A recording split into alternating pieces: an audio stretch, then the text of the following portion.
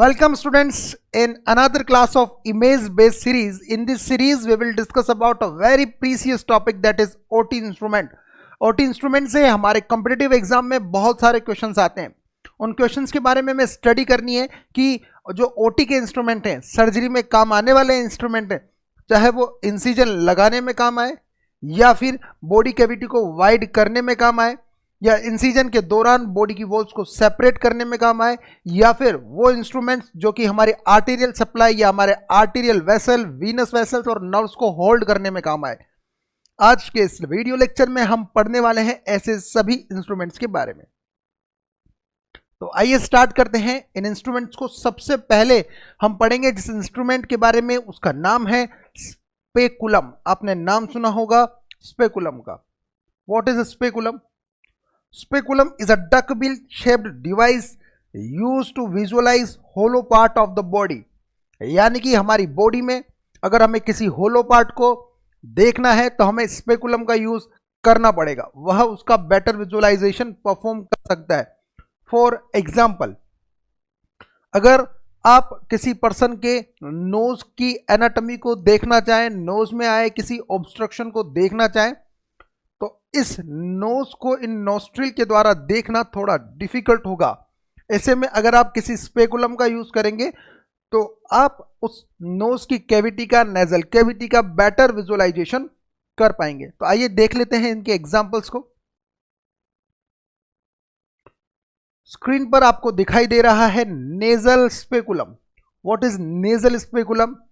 ध्यान से देखिए, यहां पर ये एक डक बिल शेप्ड डिवाइस है, यानी कि जो आपकी डक होती है उसकी जो चोंच होती है उसके समान का एक डिवाइस है.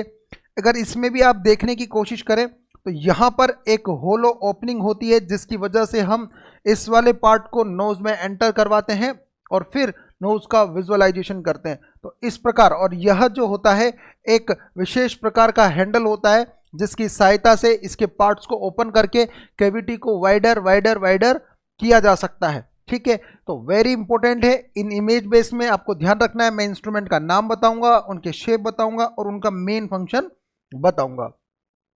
तो व्हाट इज दिस? तो आप इंस्ट्रूमेंट्स के मेन पार्ट्स को देखते हुए चलें तो आप समझ जाएंगे कि आपको इंस्ट्रूमेंट के कौन से पार्ट को ऑब्जर्व करना है, जिससे कि आपको कंफ्यूजन बिल्कुल नहीं हो कि कौन सा इंस्ट्रूमेंट क्या काम आता है. तो आपने अभी तक देखा है नेजल स्पेकुलम. अब देखिए, ये है हमारा थुचिडियम नेजल स्पेकुलम. होगा क्या? Thudichum nasal speculum use for better visualisation of nasal cavity. इसका भी प्रयोग जो है वो नेजल कैविटी के बेटर विजुअलाइजेशन में किया जाएगा. तो आपको देखना है, पहले वाला जो नेजल स्पेकुलम था वो इस प्रकार का था और इस बार वाला नेजल कुलम स्पेसिकुलम इस प्रकार का है. तो आपको ध्यान रखना है, ये थुचिडियम नेजल स्पेकुलम जो है use for better visualisation of nasal cavity. तो ऐसे क्वेश्चंस में आपसे मेनली इंस्ट्रूमेंट का जो है नाम पूछा जाएगा कि स्क्रीन पर दिखाया गया इंस्ट्रूमेंट कौन सा है. तो यह है थुचिडियम नेजल स्पेकुलम. ठीक है, अब देखो क्या लिखा हुआ है. सिम्स स्पेकुलम, वेरी कॉमन, कई बार कंपटीटिव एग्जाम में आ चुका है. Sims speculum. ठीक है, तो कई बार ऐसे मान लेना इसकी शेप जो होती है वो एस की तरह होती है. आपने एस बनाया होगा ना, तो ऐसे याद रखना कि इसका जो नाम है वो है सिम्स स्पेकुलम, या फिर ये एम की तरह होगा, या फिर समझ रहे होंगे ना आप, या फिर ये डब्ल्यू की तरह होगा. तो कैसे भी करो आपको याद रखना है SIM speculum. It is also called duckbill shaped speculum. ध्यान रखना, इसको ये कंपटीशन एग्जाम में भी पूछा गया है. इसको हम लोग बोलते हैं duckbill speculum. Use to retract vaginal wall, usually posterior wall. जब वेजाइना की स्टडी की जाएगी तो वेजाइना एक्चुअल में तो कैनाल है, वेजाइना एक्चुअल में तो कैनाल है. अब यार वो जो कैनाल है वो एक, उसकी जो ल्यूमेन है वो सेपरेटेड नहीं होती है. उस वेजाइनल वॉल की जो मेम्ब्रेन्स होती है वो एक दूसरे से एडेयर होती है. ऐसे में अगर हम सर्वाइकल स्टडी करने की कोशिश करें, वेजाइना की स्टडी करने की कोशिश करें, मैंने बताया तो था आपको, जैसे वाइट कर्डी डिस्चार्ज वेजाइना से निकल रहा है, स्ट्रॉबेरी वेजाइना हो गई है, बताया था ना, स्ट्रॉबेरी वेजाइना, ट्राइकोमोनास वेजाइनलिस का infection, white curdy discharge, candidiasis, moniliasis, vaginal thrush जिसको हमने बोला था. तो हुआ क्या है यार, ऐसे में हमें वेजाइना की स्टडी करनी पड़ेगी ना, और वेजाइना की स्टडी करनी है तो फिर उसकी वॉल्स को सेपरेट करना पड़ेगा. उसकी वॉल्स को सेपरेट करने के लिए हमें यूज करना पड़ेगा स्पेकुलम को। तो यहां पर हमने यूज किया है सिम्स स्पेकुलम को। Double single ended blades, atraumatic ends and rounded, मतलब ये एट्रोमेटिक होता है, इन्वेजिव नहीं होता है। ठीक है, सिंपल है। हाँ, इसको देखो, ये थोड़ा सा इंपॉर्टेंट है, वेरी वेरी इंपॉर्टेंट भी बोल सकते हो। क्या है यह? Cusco bivalved speculum. Cusco bivalved speculum जो है सेल्फ रिटेनिंग बाइवाल्व्ड स्पेकुलम है, यानी कि आपने इसको ओपन किया, अब आप कोई प्रोसीजर कर रहे हो, वेजाइना से कोई बायोप्सी ले रहे हो, वहां पर किसी प्रकार के इंजेक्शन को इंजेक्ट कर रहे हो, ऐसे में जरूरी नहीं है कि उस वेजाइना को कंटिन्यू कोई पर्सन उतनी ही देर तक ओपन रख सके। ऐसे में क्या करते हैं हम लोग, इससे एक विशेष टाइप की इसके अंदर हिंज लगे हुए होते हैं, उन हिंज की सहायता से, स्प्रिंग की सहायता से एक स्पेसिफिक ओपनिंग को, स्पेसिफिक डायमीटर की ओपनिंग को हम क्रिएट करके इसको लॉक कर देते हैं। इससे प्रोसीजर के दौरान जो हमारा बॉडी पार्ट है, उस बॉडी पार्ट की जो ल्यूमेन है वह उतने ही डायमीटर में फैली हुई होती है जितना कि हमने इंस्ट्रूमेंट को जो है डायलेट किया है। यह क्या काम आएगा? It is use for cervical and vaginal inspection. तो सर्वाइकल और वेजाइनल इंस्पेक्शन स्पेकुलम को हम लोग बोलते हैं कस्को बाइवाल्ड वेजाइनल स्पेकुलम। समझ में आ गई क्या बात? कस्को, तो यहां पर आपको याद रखना है, कस्को से आप ट्रिक बना सकते हैं क्रो, कस्को क्रो। तो यहां पर आपको देखना है कि इसका जो विजुअलाइजेशन है, इसकी जो अपीयरेंस है वो एक क्रो के समान है। तो आप याद रखने के लिए देखिए, आपको याद रखना है, साथ में कंफ्यूज नहीं होना है। ऐसे में आपको कुछ ना कुछ ट्रिक्स, कुछ ना कुछ इमेजेस, कुछ ना कुछ स्टोरीज इनके साथ कनेक्ट करनी पड़ेगी, जिनकी वजह से आप कम समय में इनको याद रख सकें, मजेदार तरीके से इनको याद रख सकें। आइए स्टडी कर लेते हैं। नेक्स्ट क्या दिख रहा है? ये Fergusson tubular speculum, very good, और यह वेरी इंपॉर्टेंट भी है। यह फर्ग्यूसन ट्यूबुलर स्पेकुलम जो है, यह भी वेजाइना को, वेजाइनल वॉल की स्टडी करने में काम आता है। यह बहुत ही पुराना है, अगर हम देखें सिम्स के कंपेयर में और थुडीची सिम्स के कंपेयर में देखें और कस्को के कंपेयर में देखें, तो यह उन दोनों से पुराना इंस्ट्रूमेंट है। यह भी वेजाइनल वॉल की स्टडी करने में, उसका इंस्पेक्शन करने में काम आता है। वेरी वेरी इंपॉर्टेंट है। फर्ग्यूसन, फर्ग्यूसन आपने नाम भी सुना होगा। फर्ग्यूसन रिफ्लेक्स किस में आता है? ऑब्स्टेट्रिक्स में आता है, याद है ना? फर्ग्यूसन रिफ्लेक्स, अच्छे बच्चे हो सभी के सभी, सबको सब कुछ याद है। अब तो नोट सेट क्लियर करने वाले हो ना, तो फिर फर्ग्यूसन रिफ्लेक्स याद है, तो फिर फर्ग्यूसन कहाँ है? ऑब्स्टेट्रिक का पार्ट है, तो अपने को ये भी याद रह जाएगा कि फर्ग्यूसन स्पेकुलम जो है वह कौन सी कैविटी के विजुअलाइजेशन में काम आएगा? वेजाइनल ल्यूमेन के विजुअलाइजेशन में यूजफुल होगा। Okay, now move on next speculum. हो गया भैया स्पेकुलम। अब क्या चलेंगे? हमारे सीजर। सीजर क्या होते हैं? हैंड ऑपरेटेड टूल्स होते हैं जो किसी भी ऑब्जेक्ट को शेयर करने में, काटने में काम आते हैं। नेक्स्ट बढ़े, क्या लिख रहा है ये? Lister bandage scissor, Lister bandage scissor. तो आइए पढ़ लेते हैं हम लोग लिस्टर बैंडेज सीजर को। क्या लिखा हुआ है इसमें? It is use to remove applied bandages because they have blunt tip. यानी कि अब मेरी बात ध्यान से समझना, सेम टू सेम एसी की ऐसी होती है एपिजियोटोमी सीजर, एपिजियोटोमी सीजर। ऐसे में आपको यह देखना है, वैसे आपको एग्जाम में बिल्कुल कंफ्यूज नहीं किया जाएगा। जब एपिजियोटोमी सीजर का इमेज दिया जाएगा तो ऑप्शन में लिस्टर बैंडेज सीजर का ऑप्शन नहीं होगा। इन केस अगर वह ऑप्शन आपको दिखाई भी दे तो फिर आप ध्यान रखना कि सर ने बताया था कि जो लिस्टर बैंडेज सीजर होती है, उस लिस्टर बैंडेज सीजर का जो टिप होता है वो टिप ब्लंटेड होता है, थोड़ा थिक होता है, ताकि यार मानो ना यार, जब किसी पर्सन को प्लास्टर लगा हुआ है, प्लास्टर लगा हुआ है, बैंडेज लगी हुई है, अब वो बैंडेज आपको काटनी है, बैंडेज आपको काटनी, तो आप ऐसे थोड़ी कि धार वाला हिस्सा एंटर करवा दोगे, नहीं, ब्लंट एरिया आप एंटर कराओगे ताकि पर्सन को डैमेज ना हो, स्किन में डैमेज ना हो, स्किन को पेन ना हो, पर्सन को अननेसेसरी जो है सफ़र ना करना पड़े। तो क्या बोला हमने? हमने यह बोला कि यहाँ पर एक टिप मौजूद होती है, लिस्टर बैंडेज सीजर इसको कहा जाता है। ठीक है, ये वाली देखो क्या लिखा हुआ है, आइरिस सूचर सीजर। अब क्या कोई सीजर सूचर करने के काम आ सकती है क्या? बिल्कुल नहीं, यानी कि सूचर रिमूवल सीजर। ध्यान से देखना, इसका जो टिप है उस टिप पर एक कॉन्केविटी बनी हुई है, जिसकी वजह से किसी हिस्से पर लगे हुए सूचर को अच्छे तरीके से होल्ड करके कट किया जा सकता है। सूचर को होल्ड करके एलिवेट करके कट किया जा सकता है। This is iris suture, iris suture scissor. Clear हो रही है बात? पढ़ते हैं नेक्स्ट को। मेन याद क्या रखोगे इसमें? टिप, सूचर सीजर की टिप क्या लिखा हुआ है? ये मेटाजेनबॉम सीजर, मेटाजेनबॉम सीजर। अब देखो इसकी खास बात यह होती है, आप कैसे पता करोगे कि ये मायो सीजर नहीं है, मेटाजेनबॉम सीजर है? हैंडल बड़ा होता है इसका, इसका हैंडल जो है वो बड़ा होता है। तो आपको यह याद रखना है, मेटाजेनबॉम सीजर्स टू कट डेलिशिएट टिश्यूज, यह डेलिशिएट टिश्यूज को कट करने के काम आती है। इसका हैंडल लॉन्ग होता है, have a longer handle to the blade ratio, ठीक है, ब्लंट एंडेज, और इसके एंड जो होते हैं वो ब्लंट होते हैं। ठीक है, इसके जो एंड्स होते हैं वो ब्लंट होते हैं, ताकि एक लिमिटेड पोर्शन को ही कट किया जा सके, अननेसेसरी कोई भी पोर्शन इंजर्ड ना हो, ट्रोमेटेड ना हो। तो आपने क्या देखा है? मेटाजेनबॉम सीजर। ठीक है, आगे बढ़ने की कोशिश करें। वेरी वेरी इंपॉर्टेंट, क्या लिखा हुआ है?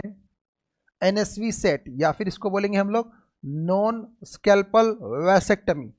आप लोगों ने सुना होगा कि वैसेक्टमी जब पहले पुराने ज़माने में की जाती थी, तब टेस्टिस यानी कि जो है उनसे जो वास डिफरेंस निकलती है, उस वास डिफरेंस को कट करने के लिए, यानी कि दो तरह के प्रोसीजर होते हैं, ट्यूबेक्टमी एंड वासेक्टमी। तो मेल में वासेक्टमी करने के लिए वास डिफरेंस को कट किया जाता था, और वासेक्टमी करने के लिए जो है स्क्रोटम की वॉल पर इंसिजन लगा करके वास डिफरेंस को बाहर की तरफ पुल आउट करके उस पर कट लगा दिया जाता था, और उसके दोनों एंड्स को सेपरेट कर दिया जाता था, ताकि टेस्टिस में बनने वाला स्पर्म अब फर्दर प्रोग्रेस नहीं करे, यूरिथ्रा तक नहीं जाए।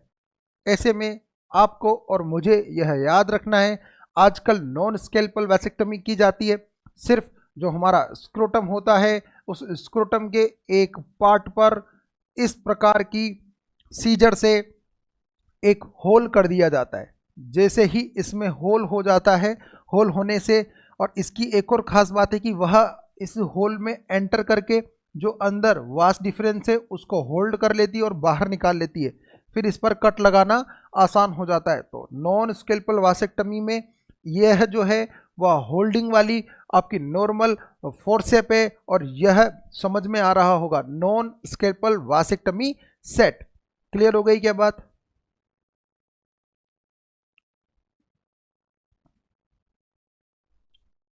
ठीक है, अब आगे बढ़ते हैं। तो वह एक टाइप के फोर्सेप की तरह भी काम करती है नॉन स्केल्पल वासेक्टमी सेट, और एक सीजर की तरह भी काम करती है। ठीक है, नेक्स्ट मूव करते हैं हम लोग बोन कटर पर। What is bone cutter? Simple सी बात है यार, एक बार क्या हुआ कि एक पेशेंट का जो है एक्सीडेंट हुआ, तो उसकी एक फिंगर की जो बोन थी, वो जो थी फिंगर की बोन, वह डैमेज हो गई, फ्रैक्चर्ड हो गई। अब ऐसी कंडीशन में उसकी फिंगर को रिकंस्ट्रक्ट तो करना ही था, तो क्या किया गया, जो उसकी फ्लोटिंग रिब थी 11th और 12th रिब, जो अननेसेसरी होती है मेनली, तो उस फ्लोटिंग रिब को लिया गया, उसको कट किया गया, और उसको कट करने के बाद उसकी फिंगर में उसको सेट कर दिया गया।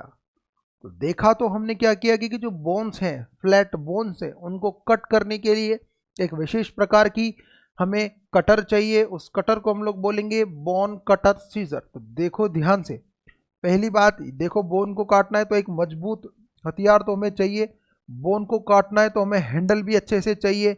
तो इस प्रकार से एक प्रिपेयर्ड डिवाइस होता है जो कि बोन को कट करने के काम आता है। To cut bones in surgical procedure like amputation of various body parts to cut bony spots. ठीक है, कई बार बोन्स कहीं से इंजर हो जाती है, तो आसपास जो है उनका हिस्सा कम्युनिकेटेड फ्रैक्चर में, जैसे मान लो एक पर्सन को कम्युनिकेटेड फ्रैक्चर हुआ तो कम्युनिकेटेड फ्रैक्चर में क्या होगा, इधर का हिस्सा भी थोड़ा बहुत टूट गया, इधर का भी टूट गया, बोन ऐसी ऐसी हो जाएगी। ऐसे में इन हिस्सों को तो रिमूव करना पड़ेगा ना। ऐसी कंडीशन में बोन के छोटे मोटे हिस्सों को रिमूव करने के लिए जो कटर काम में आएगा उसको हम लोग बोलेंगे बोन कटर। ये क्या है, एपिजियोटोमी सीजर। एपिजियोटोमी सीजर आप लोगों ने नाम सुना होगा। जब कभी भी अगर वेजाइनल डिलीवरी जो है वो डिफ़िकल्ट हो, बेबी का हेड बड़ा हो या फिर वेजाइना की साइज छोटी हो हेड की डिलीवरी के लिए, ऐसी कंडीशन में वेजाइना की लोअर वॉल को, पोस्टीरियर वॉल को जो है कट कर दिया जाता है। ऐसे में वेजाइना की वॉल जैसे ही कट हो जाती है तो फिर बेबी के हेड की डिलीवरी आसान हो जाती है। ऐसे में एक सूचर, एक सीजर का प्रयोग किया जाता है जिसे हम लोग बोलते हैं बट्स एपिजियोटोमी सीजर। ठीक है, तो यह एपिजियोटोमी जो सीजर है इसका हैंडल और इसका कटिंग पोर्शन दोनों का रेशो लगभग बराबर होता है। और सबसे मेन बात, इसका जो कट करने वाला पोर्शन है वह पोर्शन जो है थोड़ा बहुत अगर आप उसको ऊपर से देखेंगे तो आपको कॉन्वेक्स नज़र आएगा। और इसके दोनों जो एंड होते हैं वह दोनों के दोनों एक दूसरे के रेशो में कॉन्वेक्स होते हैं। तो अगर आप इसको समझने की कोशिश करें तो आपको समझ में आ जाएगा कि आपको कौन सी सीजर दिखाई गई है, episiotomy scissor. Very very important. वैसे तो अभी तक किसी एग्जाम में पूछा नहीं है इसको, लेकिन पूरी संभावनाएं हैं कि ऐसी सीजर को पूछा जाएगा।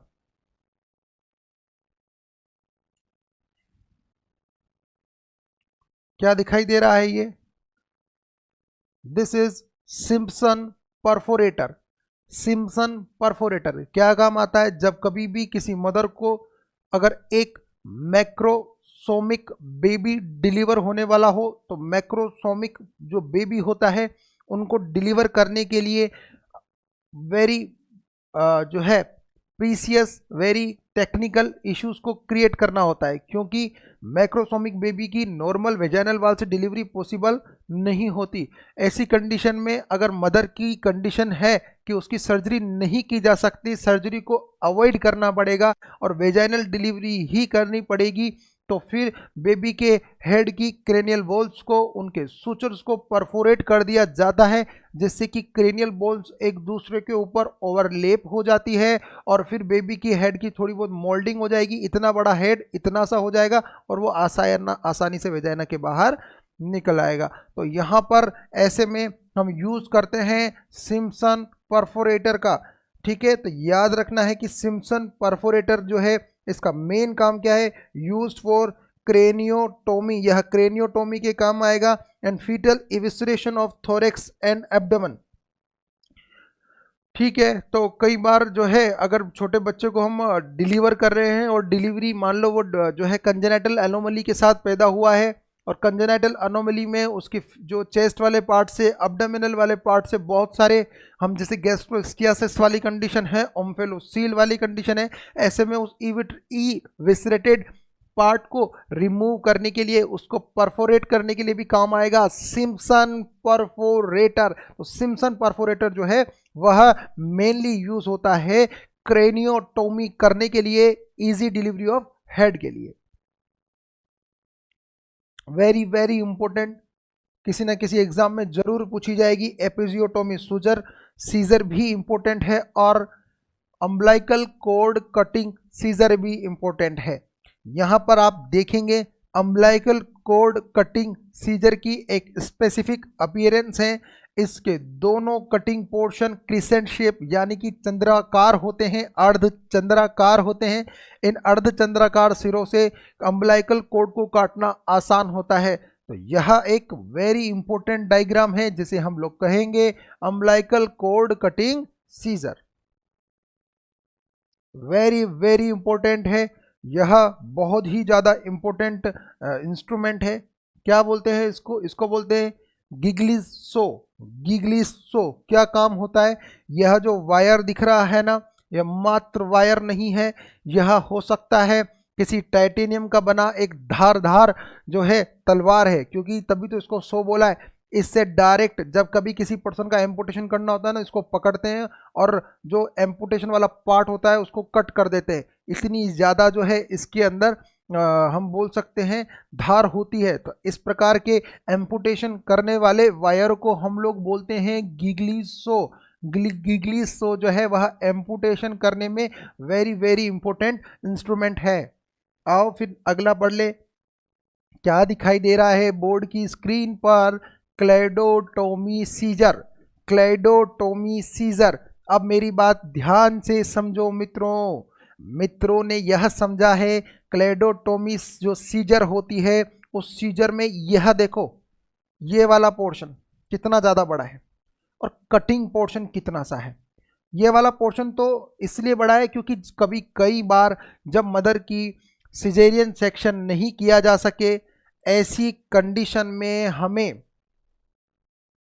बेबी की डिलीवरी करनी हो और बेबी मैक्रोसोमिक हो, हेड को परफोरेट करना आसान ना हो, तो आपने सुना होगा यह जो उसकी क्लेविकल होती है ना, उसको कट कर देते हैं। इससे उसके चेस्ट छोटे हो जाते हैं और बच्चा बाहर आ जाता है। फीटस जो है वो एज ए नियोनेट डिलीवर हो जाता है, तो उसकी क्लाइडोटोमी करनी पड़ती है। क्लाइडोटोमी का मतलब होता है कि आप क्लेविकल को कट कर रहे हो ना, तो इंपॉर्टेंट इंस्ट्रूमेंट है ना क्लेडोटोमी सीजर। तो क्लेडोटोमी में आपने किसके बारे में जाना है? आपने जाना है एक ऐसे प्रोसीजर के बारे में जिसमें अगर बेबी की डिलीवरी डिफिकल्ट हो तो आप उसके जो क्लेविकल बोन है उनको कट कर देते हैं। नाउ मूव ऑन नवर नेक्स्ट सीजर। कौन सी सीजर दिखाई दे रही है? यह सीजर है मायो सीजर। मायो सीजर जो होते हैं उसके एंड वैसे तो ब्लाइंड एंडेड नहीं होते हैं, ज़्यादा शार्प भी नहीं होते हैं, पर ब्लंट बिल्कुल भी नहीं होते हैं। इसका कटिंग पोर्शन बिल्कुल फ्लैट होता है। यह नॉर्मली बैंडेज को कट करने में, टिश्यू लेयर्स को कट करने में, और कई बार ब्लिस्टर्स जो हो जाते हैं, अगर वो ब्लिस्टर रप्चर हो जाए, उनकी स्किन को कट करने के काम आती है। सबसे कॉमन सीजर है, 100% एग्जाम में आपसे पूछ सकता है, क्योंकि आप कोई भी ओपीडी का प्रोसीजर कर लो, हर जगह यह सीजर तो मिलेगी ही मिलेगी ना। हर जगह यह सीजर तो मेटाजेना बाउंड सीजर और मायो सीजर वो हर जगह रखी होती है, दोनों में डिफरेंस पता होना चाहिए। ठीक है, आगे बढ़े। अब क्या पढ़ने वाले हैं? फोर्सेप। इस बार क्या किया यार अपन ने, बिल्कुल तरीका जो है बिल्कुल स्पेसिफिक कर लिया। स्पेकुलम एक साथ, सीजर एक साथ, फॉर्सेप एक साथ, रिट्रैक्टर एक साथ। तो इस प्रकार क्या होगा, आपको कंफ्यूजन जो है आपका वो लिमिटेड हो जाएगा। ठीक है, मूव करें फिर नेक्स्ट टॉपिक पर। आ जाओ सामने की तरफ। क्या दिख रहा है? Ovum forceps. टिप को देखो। पहली बात ये तो देखो यार, फोर्सेप क्या होती है? Forcep, forcep are hand held instrument use for holding and grasping of instrument. यानी कि जो फोर्सेप होती है, these are hand held instrument. हमारे हाथों में होने वाला यह इंस्ट्रूमेंट है, यह किसी ऑब्जेक्ट को होल्ड करने के काम आएगा, किसी सरफेस को, किसी वॉल को ग्रेस्प करने के काम आएगा। यानी कि चिमटा है। चिमटा क्या करता है? जैसे रोटी को पकड़ लेते हो, तो यह एक चिमटा है। ठीक है, आगे बढ़े एक बार, सब कुछ समझ में आएगा। आओ ओवम चिमटा दिखाता हूं तुमको। तो ओवम फोर्सेप, ओवम फोर्सेप जो होती है, use for grasping small object during surgery. ध्यान रखना, ये किसी ओवम को होल्ड करने में काम नहीं आएगी। IVF, in vivo in vitro fertilisation में काम नहीं आएगी। इसके क्या होते हैं, जो एंड्स होते हैं ना, वह एक स्पून की तरह होते हैं, और स्पून की तरह और यहाँ से सामने से ब्लाइंड होते हैं। ऐसे में अगर हमें किसी ट्यूमर को पकड़ना हो, किसी स्टोन को रिमूव करना हो, किसी ब्लड वेसल को ग्रेस्प करना हो, तो उसको ग्रेस्प करना आसान हो जाता है, क्योंकि इसमें आप इसको जो है कितना लेवल तक डील करना है वो तो आपके हाथ में ही होता है। तो ऐसे में कोई ब्लड वेसल है जिसमें से ज़्यादा ब्लड जा रहा है, उसको आपको पकड़ना है, तो आप उसको बिना प्रेस किए, आप उस ब्लड वेसल को बिना कंप्रेस किए भी होल्ड करके रख सकते हैं। फेलोपियन ट्यूब को होल्ड करके रख सकते हैं। तो ऐसी कंडीशन में ओवम फोर्सेप का यूज किया जाता है। एक बात ध्यान से समझ लो, वेरी वेरी इंपॉर्टेंट इंस्ट्रूमेंट है ovum forcep, used for grasping small objects during surgery. Surgery के दौरान स्मॉल ऑब्जेक्ट्स को ग्रेस्प करने में, पकड़ने में यह काम आती है। Now move on our next topic. क्या लिखा हुआ है? Magill forcep. Very very very very important, 5 star लगा देना। थ्योरेटिकली तो पूछता ही पूछता है, और एम्स दिल्ली 2018 के एग्जाम में इस क्वेश्चन को पूछा गया था। Magill forcep used to guide tracheal tube into larynx and NG tube into oesophagus. देखो होता क्या है, यह जो मैगिल फोर्सेप है यह आपकी एक कुर्सी के समान होती है। देखो ना, इधर से ऐसी है, इधर से ऐसी है, तो एक कुर्सी की जैसी दिख रही है। मैं तो मजाक के लिए बोल रहा हूँ, ताकि कहानियां सुनाऊंगा तो आपको याद आएगा, अच्छा वही फोर्सेप जो कुर्सी के जैसी होती है। हाँ जी, तो ये मैगिल फोर्सेप होती है। इसका मेन क्या होता है यार, इसको पकड़ो तो ये ऐसी रहेगी, ऐसी रहेगी, तो माउथ में एंटर कराओगे तो इधर करना, इधर करना, ऊपर नीचे करना इसको आसान होता है। इसके जो एंड्स होते हैं ना, वो भी बहुत अच्छे होते हैं। कई बार आपने एंडोट्रेकियल ट्यूब डाली, वो एंडोट्रेकियल ट्यूब टेढ़ी हो गई, और टेढ़ी हो गई तो ट्रेकिया को जो है वो इरिटेट कर रही है। आपने एनजी ट्यूब डाली, वो एनजी ट्यूब जो है वो टेढ़ी हो गई है, एनजी ट्यूब ऊपर आ गई है, एनजी ट्यूब। तो ऐसे में इस मैगिल फोर्सेप को अंदर डाल करके इंट्यूबेटेड ट्यूब्स को इंसर्टेड ट्यूब्स को हैंडल करना बड़ा आसान हो जाता है इस फोर्सेप के साथ। तो बताओ कौन सी फोर्सेप दिखाई दे रही है? मैगिल फोर्सेप दिखाई दे रही है।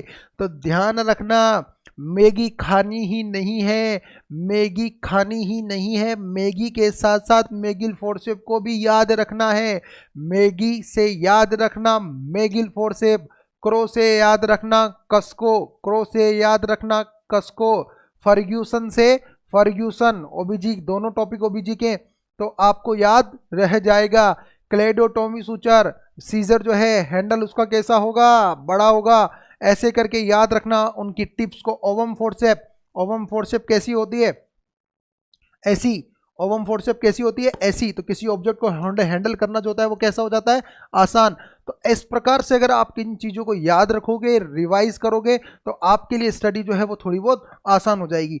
देखिए, वो कहावत आपने सुनी होगी, हंसते हंसते रोना सीखो, रोते रोते हंसना सीखो।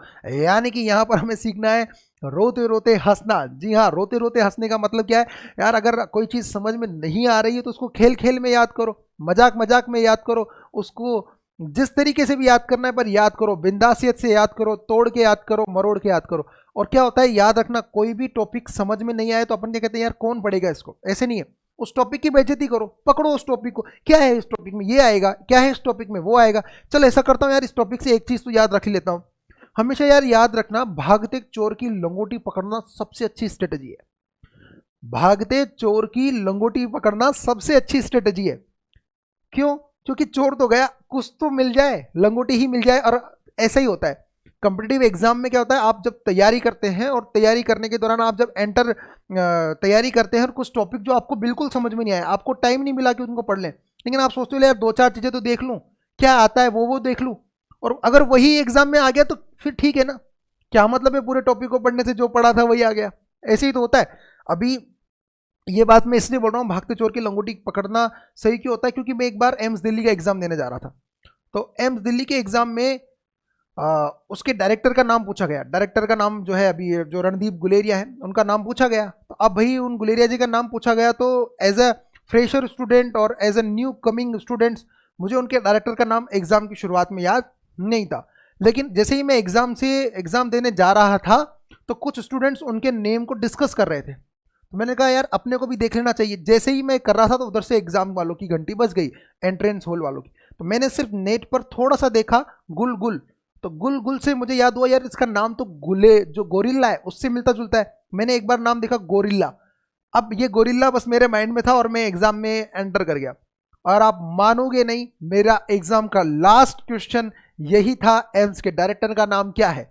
अब ऐसे में मुझे सिर्फ याद था गोरिल्ला गोरिल्ला, और गोरिल्ला से कमाल हो गया, गुलेरिया याद हो गया। ऐसे ही हर बार होता है, कई बार हमारे साथ यही होता है, जितने भी नर्सिंग कॉम्पिटिटिव एग्जाम से एक बार जो है एक एग्जाम में क्वेश्चन आया था क्लेफ्ट लिप की सर्जरी कब की जाएगी और क्लेफ्ट पैलेट की सर्जरी कब की जाएगी। ऐसे में जब एग्जाम हॉल में एंटर करने वाला था तब किसी की शीट नीचे पड़ी हुई थी। मैंने कहा यार भगवान का हो सकता है आशीर्वाद हो, इस शीट में कुछ लिखा हुआ है, एक बार मोटा मोटा देख लेता हूँ।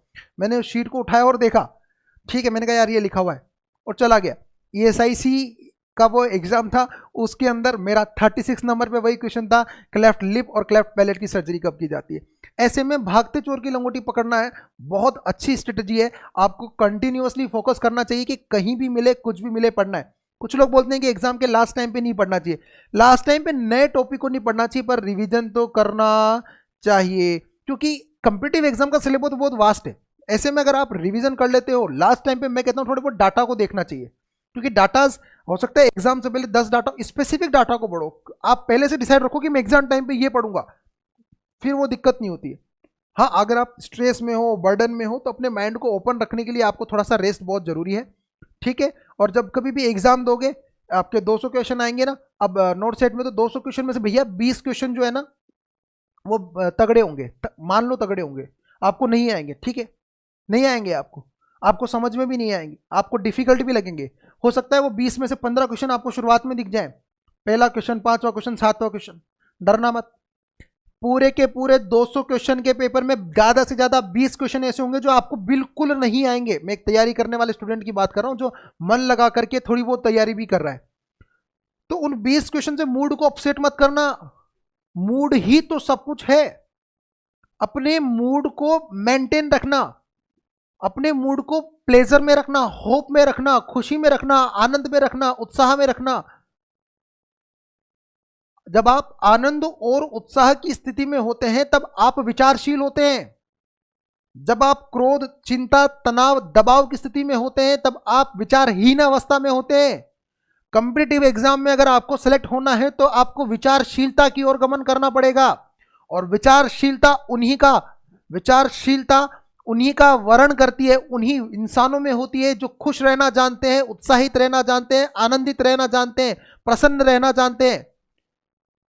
तो प्रसन्न रहना है, खुश रहना है, विनोद में रहना है, आनंद में रहना है, मंगल में रहना है। तो आओ फिर इन सभी के साथ रहते रहते हम लोग खुशी खुशी पढ़ ले मैगी वाली फोर्सेप। तो ध्यान रखना, पेपर में डिस्टर्ब मत होना, मूड को फ्लक्चुएट मत होने देना।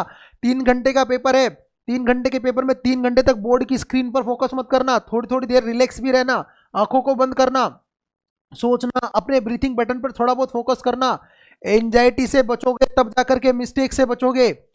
कुछ भी करो, विचारशीलता को मत जाने देना, तीव्र विचारों के गमन में प्रवाहित मत होना। आप जल्दी सोच ले, छोड़ यार ले, जल्दी कर, इसको आगे बढ़, नहीं, पूरा विचार करो फिर ही क्वेश्चन करो। विचारशीलता को अपनी हैबिट बनाओ, और ये विचारशीलता आएगी प्रैक्टिस से। मनुष्य आदतों का गुलाम है, इंसान आदतों का गुलाम है। तो आदतों का गुलाम है तो क्यों ना आदतों से अच्छी गुलामी करवाई जाए।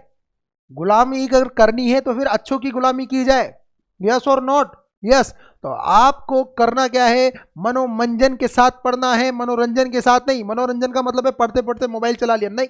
मनोरंजन, जो पढ़ रहे हो उसी में मजा लो, प्रेयसी भी उसी में देखो और प्रेम भी उसी में देखो, ज्यादा हो जाएगी अब बातचीत।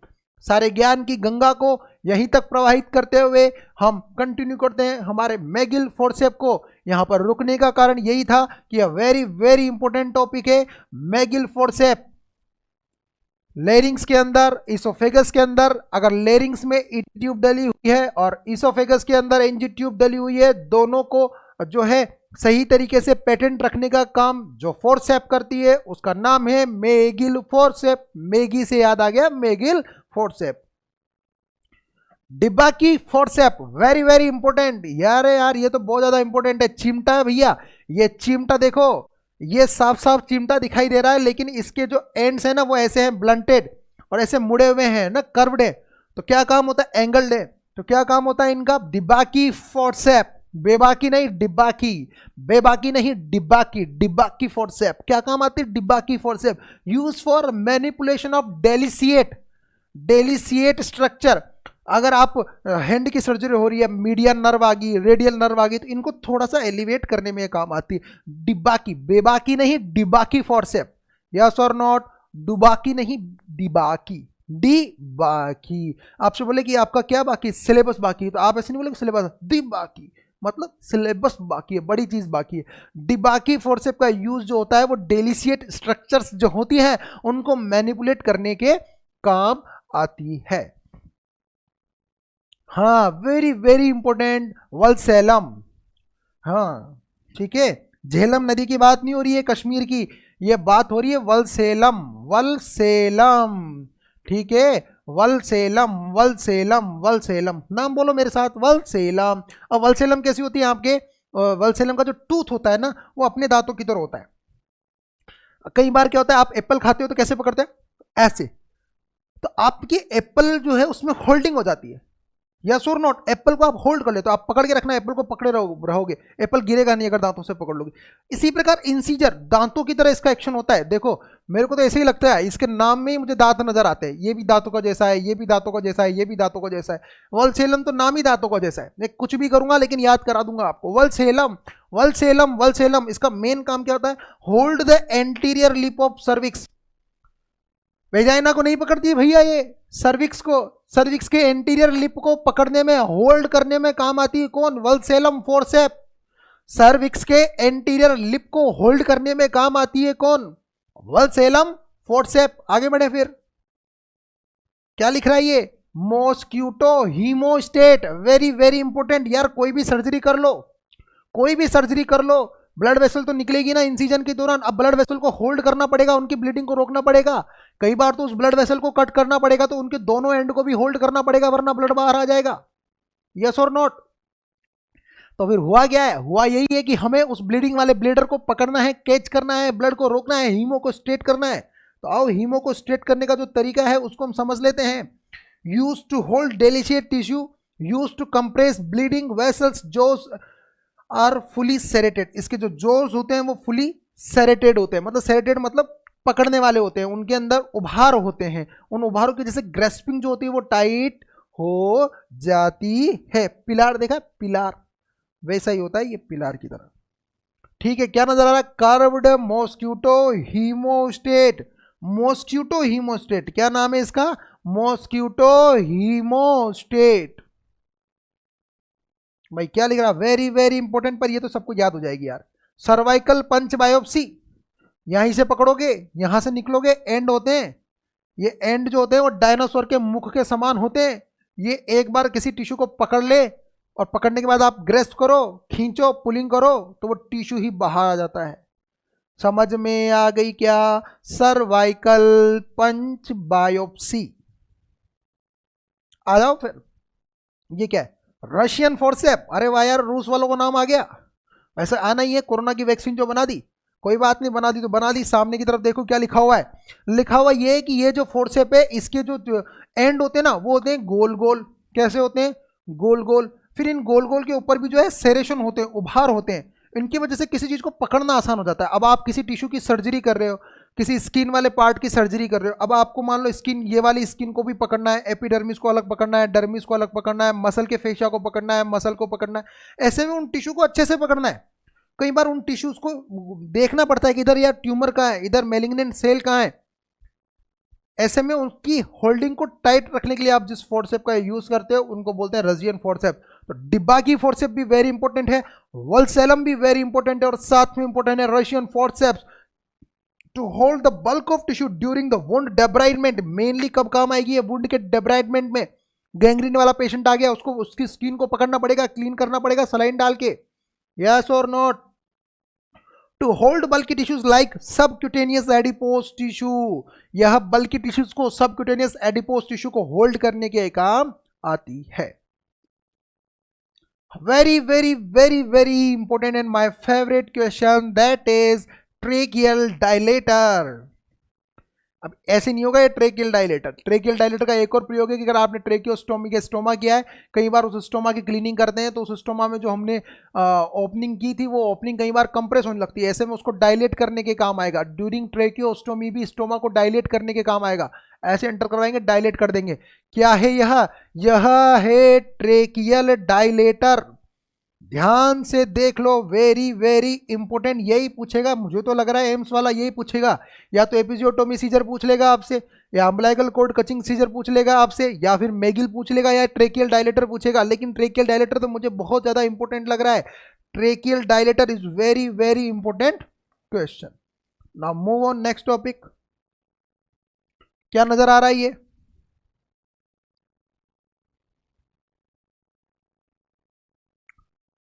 Belt scalp traction forceps. अब कई बार क्या होता है यार, हमारी जो स्कैल्प है, हमारे जो बाल हैं, इनके नीचे वाली जो चमड़ी है जिसने खोपड़ी को कवर किया हुआ है, ये बड़ी खतरनाक होती है। इनके कभी अगर आपने सूचरिंग की होगी या सूचरिंग मैसेज कराया होगा तो आपको पता होगा, इनको सेपरेट रखना जो है बहुत मुश्किल होता है। ऐसे में इनको सेपरेट रखने के लिए बहुत ज़्यादा पावर चाहिए। ऐसे में हमें चाहिए Willett scalp traction forcep. Willett या wild scalp traction forcep. Wild नहीं है, वाइल्ड स्टोन वाला वो जो है परफ्यूम नहीं है ये क्या है? Wild scalp traction forceps. इसमें क्या एंड्स जो होते हैं ना वो बहुत ही ज़्यादा फ्लैट होते हैं, और उनके एंड जो होते हैं वो बहुत ही ज़्यादा वाइड होते हैं। जैसे इसको रखोगे तो स्कैल्प जो है उसको आप टाइटली दूर कर सकते हो, क्योंकि यार बोन के जैसे ऊपर स्कैल्प है। ऐसे में स्कैल्प को दूर दूर रखना थोड़ा मुश्किल होता है। सूचरिंग करने के दौरान उनके ऑब्जर्वेशन, जैसे मान लो यार किसी पर्सन को यहाँ इंजरी लग गई तो कुछ कंकर चले गए, कुछ कांच चला गया, उनको निकालना भी तो पड़ेगा ना। ऐसे में उसको दूर दूर रखना पड़ता है। किसको दूर दूर? स्कैल्प को दूर दूर रखना पड़ता है ना। तो याद रखना है, क्या बोलोगे? Wild scalp traction forceps. उसके एंड की तरफ देखो कैसा दिखाई देगा, वह आपको वाइड दिखाई देगा, ब्लंट दिखाई देगा और फ्लैट दिखाई देगा। Very very very important and very very interesting. क्या है यह? Tonsil compression forceps used for haemostasis and ligature. यह टॉन्सिल, जब कभी भी किसी भी पर्सन में टॉन्सिलेक्टमी की जाएगी तो टॉन्सिलेक्टमी के दौरान ब्लीडिंग होती है जबरदस्त। उस ब्लीडिंग को प्रिवेंट करने के लिए, टॉन्सिल्स को होल्ड करने के लिए, ब्लीडर को पकड़ने के लिए हम जिस फोर्सेप का यूज करते हैं उसको बोलते हैं हम लोग टॉन्सिल कंप्रेशन फोर्सेप। ये तो वैसे भी याद हो जाएगी, दोनों के दोनों वैसे भी दिख रहे हैं टॉन्सिल। तो मैं तो देख के यही लग रहा होगा कि टॉन्सिल निकाल के इसको लगा दिए। टॉन्सिल कंप्रेशन फोर्सेप ऐसी दिखाई देती है। आगे बढ़ जाए फिर, क्या लिख रहा है ये? Uterine polyp forcep. क्या काम होता है इस यूट्राइन पॉलिप फोर्सेप का? आपने नाम सुना होगा, जो यूट्रस होता है, यूट्रस, यूट्रस में होती है एंडोमेट्रियम, उसके बाद होती है मायोमेट्रियम। तो ये एंडोमेट्रियम और मायोमेट्रियम के कुछ जो होते हैं एक्स्ट्रा आउटग्रोथ हो जाती है केविटी के अंदर, यूटेराइन केविटी के अंदर इनसे आउटग्रोथ हो जाती है। इन आउटग्रोथ्स को यार हटाना पड़ेगा ना, नहीं तो फिर वहां पर जो है इम्प्लांटेशन कैसे होगा, बेबी ग्रो कैसे करेगा। और यह एक डिजीजफुल कंडीशन, अगर ये बड़े बड़े हो गए तो पेन कर सकते हैं, ब्लीडर कर सकते हैं, अननेसेसरी ब्लड वेसल्स को अपने पास होल्ड कर सकते हैं। अननेसेसरी स्ट्रक्चर है ना यार। तो कौन सी फोर्सेप आपको दिखाई दे रही है? आपको इमेज में जो फोर्सेप दिखाई दे रही है उसके एंड जो है वो फ्लैट हैं, इलोंगेटेड हैं और सेरेटेड हैं। उसके एंड जो फ्लैट हैं, इलोंगेटेड हैं और सेरेटेड हैं, और थोड़ी बहुत यह कर्व्ड भी होती है। इसको हम लोग बोलेंगे यूट्राइन पॉलिप फोर्सेप। ठीक है, अब स्टार्ट कर देते हैं हम लोग। पार्ट 2 को भी इसी जो है सेक्शन में पढ़ लेते हैं हम लोग। टाइम थोड़ा सा हमारे पास अच्छा है, लिमिटेड है। हाँ भाई, क्या दिखाई दे रहा है आप लोगों को? Cheatle forcep. What is Cheatle forcep? ये तो सबको याद है, वेरी वेरी इंपॉर्टेंट। हर एग्जाम में क्वेश्चन जो है वो पूछा जाएगा। Curved forcep with this serration. ये एक कर्व्ड होती है, फोर्सेप होती है विद दिस सेरेशन। ठीक है, इसके अंदर भी मतलब जो है वो होल्डिंग स्ट्रक्चर होती है और ग्रेस्पिंग स्ट्रक्चर होती है। No lock, picking and transferring sterilize linen instrument from the one tray to another. मतलब इसका काम तो सभी को मालूम होगा ना यार, अपन हॉस्पिटल में जाते हैं तो अपने पास जो है वो स्टेरलाइज ड्रम आते हैं जिसमें पेड्स भरे हुए हैं, जिसमें गोज पीस रखे हुए हैं, जिसमें इंस्ट्रूमेंट रखे हुए हैं। तो इंस्ट्रूमेंट को होल्ड करने के लिए भी इंस्ट्रूमेंट चाहिए, इंस्ट्रूमेंट को पकड़ने के लिए भी इंस्ट्रूमेंट चाहिए, ताकि स्टेरलाइज कंटेनर में जो दूसरे इंस्ट्रूमेंट पड़े हुए हैं वो कंटामिनेटेड ना हो। उनके कंटामिनेशन को प्रिवेंट करने के लिए अपन ने क्या किया है? एक इंस्ट्रूमेंट रखा है। ठीक है, आगे बढ़े। चिटिल फोर्सेप, देख लो इसको, ध्यान से देखो, आएगी पेपर में, मुस्कुराएगी और बोलेगी नंबर ले लो, तो तुम भी बोल देना नंबर दे दो। हाँ भाई, क्या लिख रहा है ये भी नंबर देगी तुमको, ले लेना। ठीक है, जीवन भर की साथी बन सकती है तुम्हारी। Allis tissue forcep, Allis tissue forcep क्या काम आती है एलिस टिश्यू फॉर्सेप? देखो भाई इसके एंड्स देखो कितने ज्यादा जो है वो जबरदस्त हैं। वल्सेलम की जैसी है लेकिन थोड़ी सी उससे डिफरेंस है, ये यहां से फ्लैट होती है। एलिस टिश्यू फॉर्सेप सबसे ज्यादा इंपॉर्टेंट है। It is use to grasp tissue, यह टिश्यू को पकड़ने में काम आती है एलिस टिश्यू फॉर्सेप। देखो ग्रीन आर्म टेक फॉर्सेप और एलिस फॉर्सेप दोनों एग्जाम में देख के जाना। ग्रीन आर्म टेक भी पूछेगा, हीमोस्टेटिक का काम करती है, और एलिस टिश्यू फॉर्सेप जो है वो ग्रेस्पिंग का काम करती है। Very very important. क्या लिखा हुआ है? Babcock forceps. अब यह जो फोर्सेप आपको दिखाई दे रही है Babcock, very very very important. इसके एंड देखो कैसे होते हैं, कोई कंफ्यूजन ही नहीं होगा। इसके एंड देखो ऐसे होते हैं।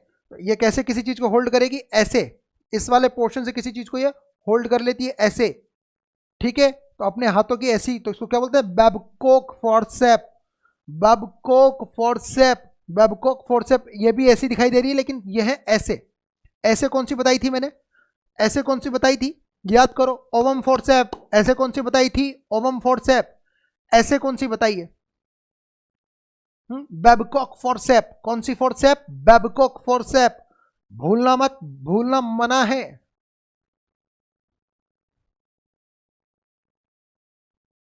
Babcock forcep used to grasp delicious tissue, intestine, fallopian tube, ovary, available in short and long scissor. तो यह फैलोपियन ट्यूब को, ओवेरी को, इनको होल्ड करने में काम आती है। तो बेबकॉक को मत भूलना, ओवम को मत भूलना, एलिस को मत भूलना, ग्रीन आर्मटेक को मत भूलना, ठीक। आगे बढ़ो। कोचर को तो भूल ही नहीं सकते। एमनियोटोमी नाम सुना होगा ना, एमनियोटिक मेम्ब्रेन को रप्चर करने में भी ये काम आती है, अम्बलाइकल कोड में जो उसको ग्रस्ट करने के भी ये काम आती है। अब इसके एंड देखो, इसके एंड बिल्कुल कैसे हैं? तुम्हारा एक दांत यहां से निकाला, एक दांत यहां से निकाला, इसमें लगा दिया। अब तो कभी नहीं भूल सकते। कोचर, कुचर नहीं, कुचर नहीं चल रही है भाई, कोचर चल रही है। कोचर, कोचर फोर्सेप। तो कोचर का मतलब क्या हो गया? एक दांत इसमें यहां होता है और एक दांत इसमें यहां होता है। ऐसी होती है ये, ऐसी, इधर से भी ऐसी, इधर से भी ऐसी। तो ऐसे करके कौन सी याद रखोगे? कोचर फोर्सेप। कौन सी फोर्सेप? कोचर फोर्सेप। एमनियोटोमी में भी काम आएगी और अम्बलाइकल कोड को ग्रेस्प करने में, पकड़ने में भी काम आएगी। आओ फिर, अब तो यार तुम्हें सब कुछ समझ में आ जाएगा। अब तो बस नॉर्मल चीजें हैं। बाकी देख लो यार, तुम हॉस्पिटल के जो है बड़े वाले नर्सिंग ऑफिसर बनने वाले हो, सब कुछ तो पढ़ लिया अब आप लोगों ने। आ जाओ फिर, क्या पढ़ना है? नेफ्रोलिथोटोमी फोर्सेप। नेफ्रोलिथोटोमी फोर्सेप मतलब किडनी में स्टोन बन जाए, स्टोन को पकड़ के निकालना हो, तो जो फोर्सेप काम आएगी उसका नाम होगा नेफ्रोलिथोटोमी फोर्सेप। देखो कैसी है ये, ऐसी है ये। इसका एंड देखो कैसा है, ऐसा है। ध्यान से देखो क्या दिखाई दे रहा है? नेफ्रोलिथोटोमी फोर्सेप दिखाई दे रही है। कौन सी फोर्सेप दिखाई दे रही है? नेफ्रोलिथोटोमी फोर्सेप दिखाई दे रही है। कैसी दिखाई दे रही है? ऐसी दिखाई दे रही है, ठीक है। आगे बढ़े। कर्व्ड है, एंड्स जो हैं वो बहुत ही ज्यादा स्पून की तरह है, स्पून में भी छेद हो चुके हैं। तो थाली में छेद तो सुना था, चम्मच में छेद नहीं सुना था। तो सुना तो नहीं था लेकिन देख लिया, चम्मच में छेद होना। चम्मच, अरे यार ऐसे याद रखेंगे ना, चम्मच में छेद कौन सी फोर्सेप में था? नेफ्रोलिथोटोमी फोर्सेप में था, नेफ्रोलिथोटोमी फोर्सेप में था, ठीक है। मजाक ज्यादा तो नहीं हो गई यार आज आपके साथ? कोई बात नहीं, देखो याद करवाना है अपने को तो। होनी को अनहोनी, अनहोनी को होनी कर दे, अकबर अमर एंथनी वाली बात है यार। जो याद नहीं होगा उसको याद करवाएंगे। बहुत टॉलरेट कर रहे हैं सर आज हम आपको, बहुत सहन कर रहे हैं। आप कर लो सर, याद करने दो हमको। This is use for holding swabs. क्या काम आएगी ये? स्वैब्स को होल्ड करने में। क्या है ये? Foerster sponge forcep. नाम भूल जाओ फॉरेस्टर को। Sponge forcep. अरे यार sponge forcep very very important है, इसको भूलना मत। भाई सर्जरी करोगे, डिब्राइडमेंट करोगे, किसी वुंड की जो है ड्रेसिंग करोगे, तो आपको स्वाब तो निकालना पड़ेगा ना यार। और स्वाब को निकालने के लिए जिसकी जरूरत पड़ेगी, क्या बोलोगे? Sponge holding forcep. Sponge holding forcep कैसी होती है? ऐसी होती है। अब तो चम्मच में बड़ा वाला छेद कर दिया, चम्मच में बड़ा वाला छेद, पूरी चम्मच में छेद कर दिया, केवल चम्मच के किनारे किनारे बचे हुए, ऐसी फोर्सेप को क्या बोलोगे? Sponge holding forcep. ठीक, यूज टू ग्रास्प स्पॉन्ज। आगे बढ़ जाए, क्या लिखा हुआ है? Uterus holding forcep. Uterus holding forcep, इसका मतलब क्या होता है कि जब कभी भी आपने सिस्टेक्टमी की है, जैसे कि आपने मान लो यूट्रस है, यूट्रस को निकालना है, हेस्ट्रेक्टमी, सिस्टेक्टमी इज ब्लैडर का रिमूवल, हेस्ट्रेक्टमी यूट्रस का रिमूवल। अब यार अगर कई बार किसी को फाइब्रेट्स हो गए, यूट्राइन कार्सिनोमा हो गया, सर्वाइकल कार्सिनोमा फैल गया, मैलिग्नेंसी हो गई, यूट्रस को रिमूव करना पड़ेगा, और उसको रिमूव करने के लिए उसको होल्ड करना पड़ेगा। कई बार उनको होल्ड करने के लिए हमें यूज करना पड़ेगा यूट्रस होल्डिंग फोर्सेप का। देख लो, ये वेरी वेरी इंपॉर्टेंट है। सी, आप लोगों ने सूचर तो लगाए होंगे ना, और सूचर लगाए या सूचर को इम्प्लांट करने में असिस्ट तो किया होगा ना। क्या बोलते हैं इसको? Needle holder. अरे क्या बोलेंगे इसको? Needle holder. क्या काम आता है निडिल होल्डर? जो आपकी सूचरिंग निडल्स होती है ना, curved suturing needle, lunar suturing needles, उनको होल्ड करने की यह काम आती है। इसमें मेन बात देखो, सबसे खास बात, सबसे बड़ा हैंडल है इसका, और इसका होल्डिंग पोर्शन सबसे छोटा है। होल्डिंग पोर्शन जो है सबसे छोटा है, इतू सा है। यस और नॉट? यस। तो यह क्या दिखाई दे रही है? Mayo Hegar needle holder. Mayo Hegar needle holder. Cheatle तो देख ही लिया हमने, क्या लिख रहा है ये? अब ध्यान से देखो, पहले मैंने दिखाई दिया आपको नेफ्रोलिथोटोमी फोर्सेप, अब मैं आपको दिखा रहा हूं डेस्जार्डिन, डेस्जार्डिन कोले डो कोले लिथोटोमी फोर्सेप। डेस्जार्डिन कोलेडो कोले लिथेटोमी फोर्सेप, यानी कि सीधी सी बात करो ना सर, गाल ब्लाडर से स्टोन निकालना है, निकालने के लिए जिस फोर्सेप का यूज करोगे उसका नाम होगा डेस्जार्डिन कोलेडो कोले लिथोटोमी फोर्सेप। यहां पर आपको इतना सा याद रखना है कि नेफ्रोलिथोटोमी वाली जो थी ना, वो बहुत ज्यादा कर्व थी, वो ऐसी थी, और ये वाली लेस कर्व्ड है। क्लियर? डेस्जार्डिन नाम है इसका, डेस्जार्डिन, डेस्जार्डिन। क्या लिख रहा है ये? सिस्टोलिथोटोमी फोर्सेप। ब्लैडर, यूरिनरी ब्लैडर में स्टोन है, ये तो सबसे अच्छी है गुरुजी। अरे यार वो घर में वो चाय पकड़ने वाले, चाय के पतीले को पकड़ने वाला जो इंस्ट्रूमेंट होता है ना, क्या बोलते हैं उसको? नाम बताओ। बस वैसी की वैसी तो है ये, बस वैसी की वैसी है, लेकिन इधर देखो, एक एंड देख लो इसका खुला हुआ है, एक एंड देख लो खुला हुआ है, और दूसरे वाला एंड तो वैसा ही है। बस आपको याद रह जाएगी, चाय होल्डिंग, चाय की पतीले को पकड़ने वाले इंस्ट्रूमेंट की जैसी है ये सिस्टोलिथोटोमी फोर्सेप, यानी कि ब्लैडर से स्टोन को पकड़ के निकलने वाली फोर्सेप। नाम पकड़ लेते हैं फिर इसी का क्या लिखा हुआ है।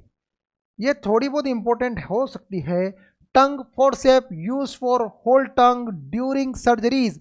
यार कभी कभी क्या होता है, डेंटल प्रोसीजर होते हैं, डेंटल इम्प्लांट्स लगाने पड़ते हैं, दांतों पर कैप लगानी पड़ती है, तो ऐसी तरीकों में कई बार टंग को पकड़ने के लिए, जीभ को पकड़ने के लिए एक फोर्सेप की जरूरत पड़ती है, जिसका नाम है टंग फोर्सेप। तो ये स्पॉन्ज होल्डिंग फोर्सेप जैसी नहीं है, उसमें थोड़ा सा मामला अलग था। ठीक है, इसमें तो बिल्कुल ये वाला जो एरिया होता है वो रिंग शेप होता है। कौन सी है ये? Tongue forcep use for holding tongue during surgeries. Now move on next. आ गई ना अपनी वाली फोर्सेप, कौन सी है? Green Armytage forcep. कौन सी फोर्सेप है ये? Green Armytage forcep. तो ये ग्रीन आर्म टैग फोर्सेप जो होती है वो बहुत ही ज़्यादा इंपॉर्टेंट है, ये सबसे ज़्यादा हीमोस्टेसिस का काम करती है, ये पकड़ लेती है किसी ब्लीडर को, किसी वेसल को, किसी ट्यूब को। ठीक है, तो मेनली इसका प्रयोग कब कब किया जा सकता है? इसका प्रयोग किया जा सकता है ईयर की सर्जरीज में भी थोड़ा बहुत कभी कभी कर लेते हैं, मेनली ड्यूरिंग जो बॉडी की सर्जरी है, थोरेसिक सर्जरी, एब्डोमिनल सर्जरी, उसमें ब्लेडर को पकड़ने के लिए इसका प्रयोग किया जाता है। Green arm tag, army tag या आर्म टैग फोर्सेप। ठीक है, यूट्रस होल्डिंग फोर्सेप हम देख ही चुके हैं।